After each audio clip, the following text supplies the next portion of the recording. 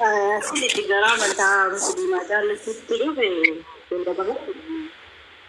huletti ishee 13 2013 kaasee aga 2015tti dhaabaati barreessite dubbisaan ture.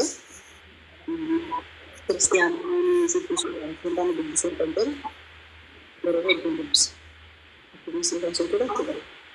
Kanaafuu darbee immoo Quraanallee afaan Arabaarraa gara afaan Oromootti kee namni baay'ee jaalladhu naa kennee ture. Sanallee dubbisaan ture.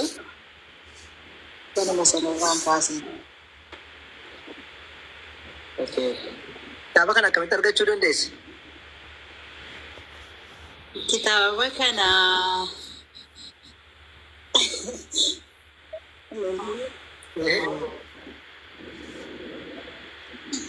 ani mana Qaalitti mana hidhaa keessatti namni naa galche.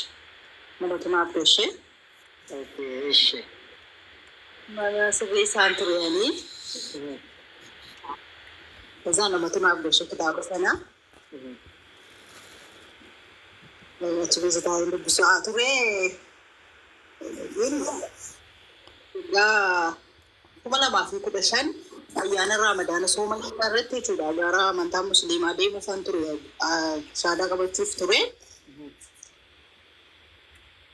Achi yeroo achi Qaalitti mana adabaa seentu immoo amantaan kee hunduu galmeessitee seenta gaafa seentu. Dhagaa jirtani? Dhagaa jira, sirriitti dhaga'u jira. Kaza na baasuu didanii giddiidha. Sanarraa kaasee nama darbee ergasii immoo haala mijataan arganne nama jajjabeessan arganne jechuudha. Hara karan arganne kitaaba kee immoo achi keessa taa'ee waggaa 2 isaa waliin dubbisee. Mata dureen kitaaba jedhamee dingata Kiristiyaanummaani shubbisuun miti dubbisuun malee kan jedhudha. Aywa Yesuusin beekuun dubbisuun malee shubbisuun mitiidha kitaabni ayyeeshi. Warri viidiyoo abaatottan ani qaamaan argeeniira mucaan kiristaana ta'uu tokko shakkina ijoollee musliimaa. Hatta kiristaana ta'uu keessa baate isheen waa'ee ajnabii shari'aa kanan beektu na cabbatuuf natti dhuftee laallatti nama cabbatu odeen galeessa. Akkasii nan kijibee hawwe. Dhugaadha. Sirriidha. Na cabbatu natti dhuftee nama cabbatu odeen galeessa.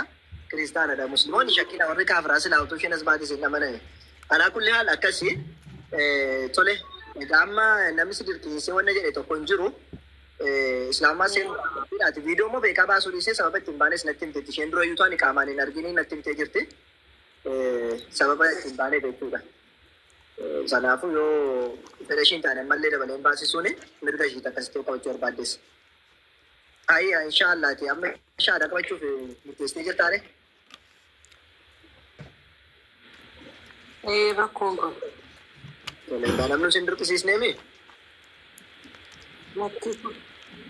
Ayyee akkasumatti akka bannu miti anumti viidiyoo haa taa'u akkasumatti keessa.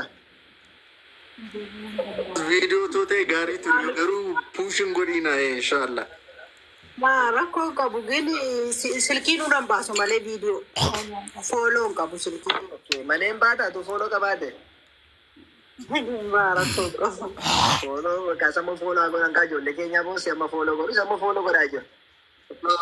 Ustaad anatu fooloo goosisa sadiisa. Ammas jirtan 1.7K tu jira hundi keessan fooloo godhaa. Namni 1,100 hundi keessan fooloo godhaanii. Torgaa baatottanii. Baarakallahu fiikum. Hundi keessan. Kanaaf immoo nama damdame. Anaatu yaada kana kaase ustaad fooloo godha inshaallah. Fooloo godha hundi keessan. Baarakallahu fiikum. Namni 1,800 hundi keessan fooloo godha.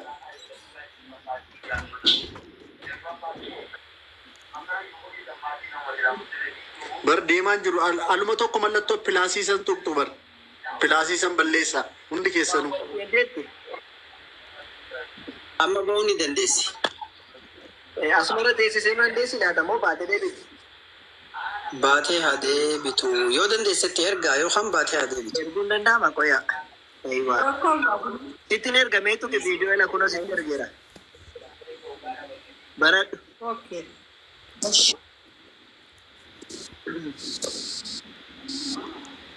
Oh, deeqaa xiqqoo. Ayyee. Naasiin godha. Mannee jira edaa gidduu kana kanaaf keessi qonna. Baga miidhe inshaallah. Ayyaa. Inshaallah mabruuk. Jaallattu diinii islaamaa dhuftee hawwii? Dhufee. Waa bahuu danda'u taaree amma? Ofii banuu dandeessa moo sitti ergaman?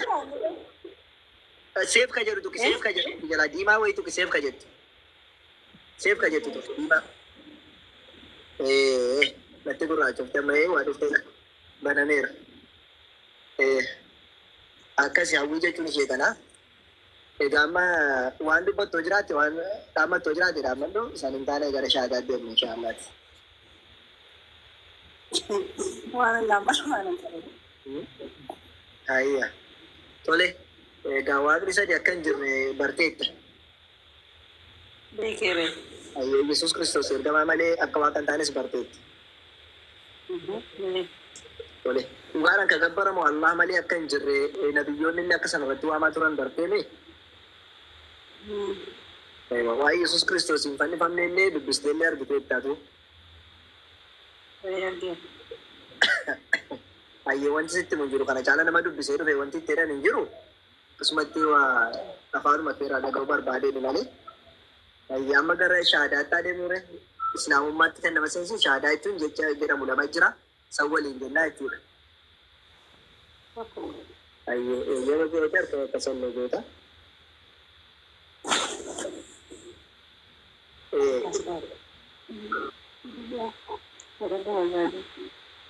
Maal jette?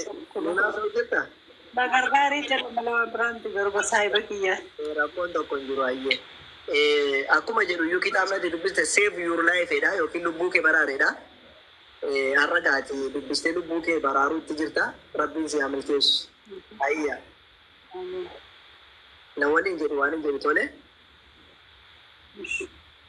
Ashhadu Shahadu Allah Allah ilaha ilaha illallah illallah wa ashhadu ashhadu anna anna Muhammadan Muhammadan Rasulullah Rasulullah wa anna wa anna Isa Isa Abdullahi Abdullahi wa rasuluhu.